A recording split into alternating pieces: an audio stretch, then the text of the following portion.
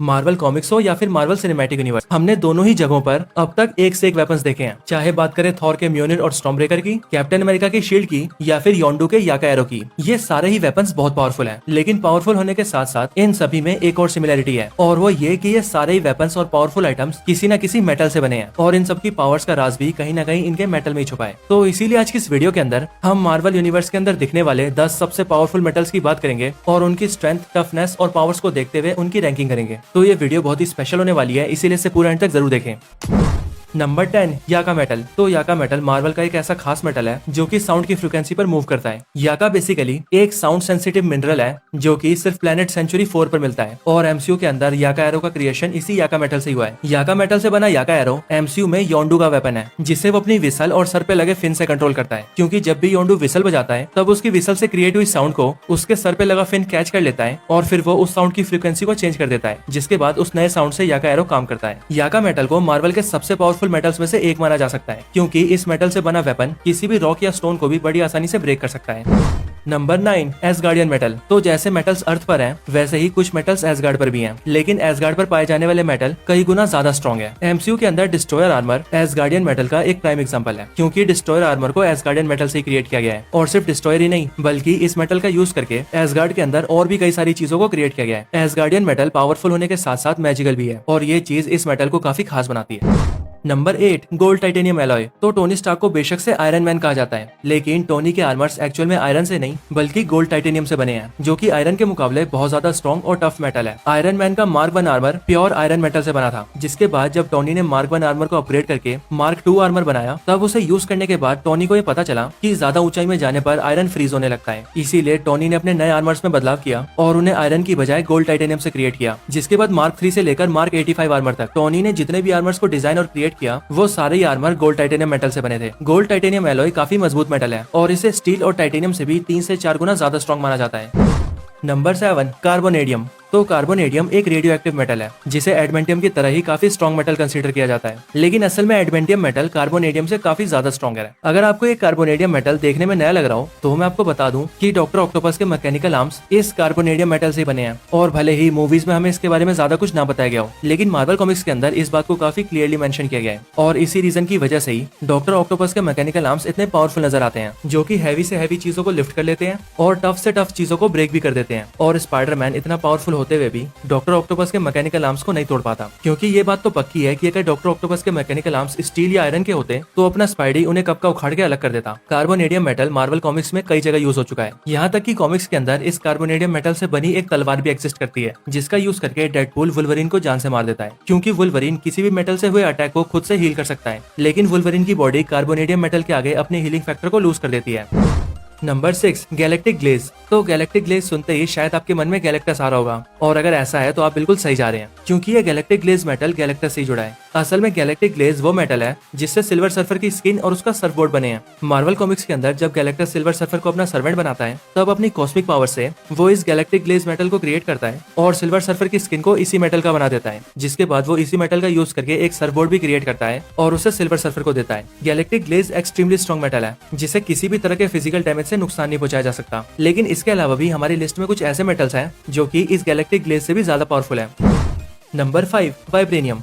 तो आप में से कई लोग बोलेंगे कि वाइब्रेनियम जैसा स्ट्रॉन्ग मेटल 5th पोजीशन पर कैसे आ सकता है, लेकिन मैं आपको बता दूं कि जिन मेटल्स की बात हम आगे करने वाले हैं, वो मेटल्स वाइब्रेनियम से भी ज्यादा पावरफुल हैं। वाइब्रेनियम मार्वल यूनिवर्स का एक बहुत ही पावरफुल मेटल है, जो कि लगभग 10,000 साल पहले अर्थ पर एक मीटेरॉइड के थ्रू आया था और अर्थ में जा गिरा था वकांडा के अंदर। वाइब्रेनियम मेटल की वजह से वकांडा ने बहुत तरक्की की और वो टेक्नोलॉजी के फील्ड में वर्ल्ड में सबसे आगे निकल गया, और इसके साथ ही वकांडा के लोगों ने इसी वाइब्रेनियम का यूज करके अपने लिए एडवांस वेपन्स भी क्रिएट किए और ब्लैक पैंथर के वाइब्रेनियम सूट को भी बनाया। वाइब्रेनियम मेटल नॉर्मल स्टील के कंपैरिजन में कई गुना स्ट्रॉन्ग और टफ है, और स्टील से वेट में हल्का भी है। इसके साथ ही वाइब्रेनियम काइनेटिक एनर्जी को ऑब्जॉर्ब करके उसे लार्ज अमाउंट में रिलीज भी कर सकता है, और वाइब्रेनियम की ये स्पेशल एबिलिटी फाइट्स के दौरान काफी यूजफुल साबित होती है।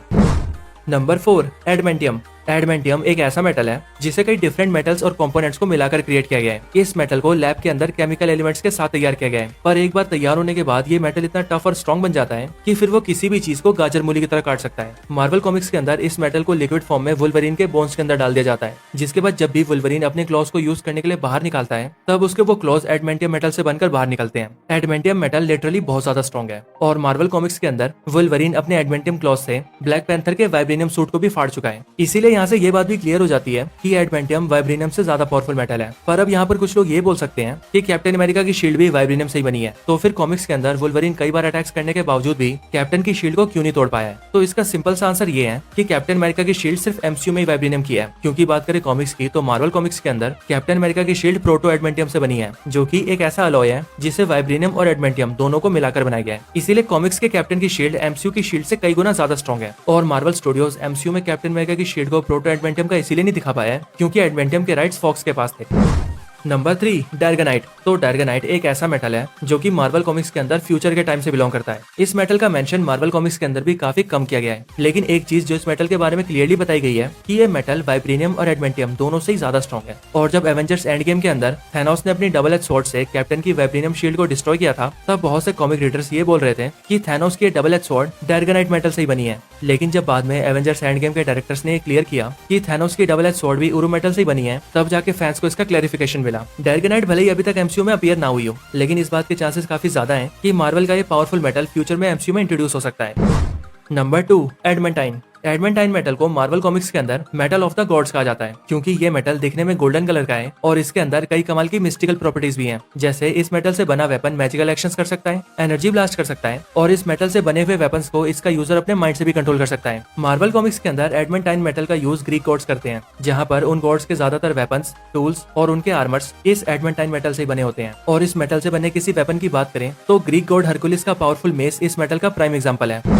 Number 1, उरू metal. तो उरू एक कॉस्मिक मेटल है जो कि यूनिवर्स में तब से एग्जिस्ट करता है जब से यूनिवर्स का क्रिएशन हुआ है। उरू मेटल यूनिवर्स के पहले मून का पार्ट है, जिस मून के छोटे छोटे पार्ट्स को लेकर नेडाविलर के बोने खतरनाक और पावरफुल वेपन्स को क्रिएट करते हैं। उरू एक्सट्रीमली पावरफुल मेटल है जो कि अपने अंदर मैजिकल प्रॉपर्टीज भी होल्ड करता है और ये मेटल इतना ज्यादा स्ट्रॉन्ग और टफ है कि इसे यूनिवर्स के किसी भी वेपन से डैमेज तक नहीं किया जा सकता। यहाँ तक कि इस मेटल से वेपन्स को मेल्ट करने के लिए भी न्यूट्रॉन स्टार की एनर्जी की जरूरत पड़ती है, जिसके बाद जाकर ही ये मेटल मेल्ट होता है और इससे वेपन्स क्रिएट किए जाते हैं। एमसीयू के अंदर उरू मेटल को काफी डीपली डिस्क्राइब किया गया है और इस मेटल से बने वेपन्स की पावर्स को भी काफी अच्छे से दिखाया गया है। और बात करें इस मेटल से बने वेपन्स की तो एमसीयू में म्योनिर, गंगनिर और स्टॉर्म ब्रेकर उरू मेटल के कुछ प्राइम एग्जांपल्स हैं। तो यही मार्वल यूनिवर्स के 10 सबसे पावरफुल मेटल्स हैं। आपको ये वीडियो और ये रैंकिंग कैसी लगी हमें कमेंट करके जरूर बताएं। और अगर इन मेटल्स को लेकर आपकी खुद की भी कोई रैंकिंग हो तो वो भी आप हमारे साथ कमेंट्स में शेयर कर सकते हैं। और जैसा कि मैं वीडियो की स्टार्टिंग में भी बता चुका हूँ कि अगर आप स्टॉर्म ब्रेकर वर्सेस नेक्रोसॉर्ड के टॉपिक पर एक शानदार वीडियो देखना चाहते हैं तो आप हमें कमेंट करके बता सकते हैं। इसके अलावा अगर आप हमारे चैनल की और वीडियोस एंजॉय करना चाहते हैं तो आप हमारी top 10 most powerful weapons in MCU, top 10 richest super hero in MCU, म्योनिर वर्सेस स्टॉर्म ब्रेकर और Black Adam versus Shazam versus Thor जैसी कमाल की वीडियोस देख सकते हैं। आपको इन सभी वीडियोस का लिंक डिस्क्रिप्शन में भी मिल जाएगा, तो आप इंटरेस्टेड हैं तो डायरेक्टली वहां से भी चेकआउट कर सकते हैं। तो इस वीडियो को यहीं पर एंड करते हैं। ये वीडियो अच्छी लगी हो तो इसे लाइक जरूर करें, चैनल को सब्सक्राइब नहीं किया तो भी कभी सब्सक्राइब करें। मैं आपसे मिलता हूं ऐसी किसी और बेहतरीन वीडियो में, तब तक के लिए गुड बाय।